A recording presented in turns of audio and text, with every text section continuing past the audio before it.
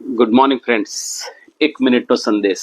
ગઈકાલે આપણે ઉત્પત્તિ એનો 10મો અધ્યાય જોતા હતા, રાઈટ. નૂહના દીકરાઓ સેમ, હામ અને યાફેદની વંશાવળી, રાઈટ. પણ વચ્ચે કનાનની વંશાવળી તમને જોવા મળે છે, રાઈટ.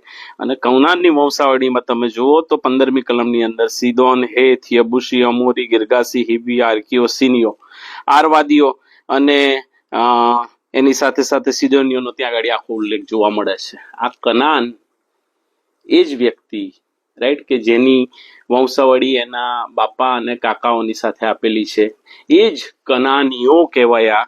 કેવી રીતે ખબર પડે? તો એના માટે આપણે પૂર્ણનિયમનું પુસ્તક જોવું પડે. અને જો મારી સાથે તમે પૂર્ણનિયમ અને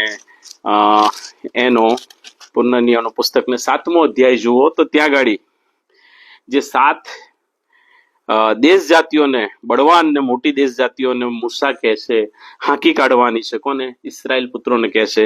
એ જ આ કનાનીઓ ત્યાં રહેતા હતા ને એટલે એને કનાન દેશ કહેવામાં આવતો હતો. ને એટલે ઉત્પત્તિ 12ની અંદર આપણે જ્યારે જોઈએ છે ઈશ્વર ઇબ્રાહિમની સાથે કરાર કરે છે ત્યારે આપણને અહીંયા જોવા મળે છે ઉત્પત્તિનું પુસ્તક એનો 12મો અધ્યાય ને 6ઠી કલમમાં જોવા મળે છે કે કનાન દેશમાં તેઓ આવી પહોંચ્યા. અને 7મી કલમમાં ઈશ્વર એ ઇબ્રાહિમને દર્શન આપીને કહે છે કે હું તારા વંશજોને આ દેશ આપીશ. એટલે દૂધ મધથી રેલમછેલ વાળો પ્રદેશ જે કનાન, જેના પર કનાનીઓ રહેતા હતા, જેમનો વંશજ, જેમનો બાપ આદિ પિતા એ કનાન કોનો છોકરો?